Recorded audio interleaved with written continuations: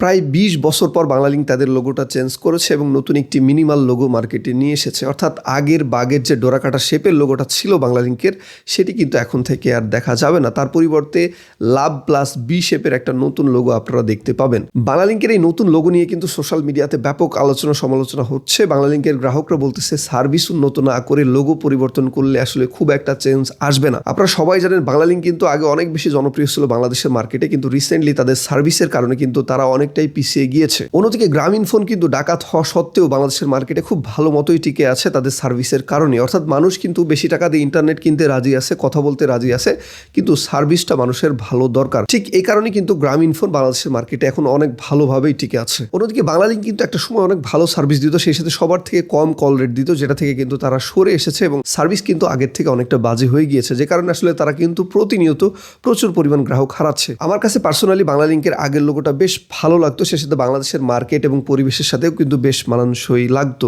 আপনার কাছে বাংলালিংকের নতুন লোগোটা কেমন লেগেছে সেটা অবশ্যই কমেন্ট করে জানাতে ভুলবেন না।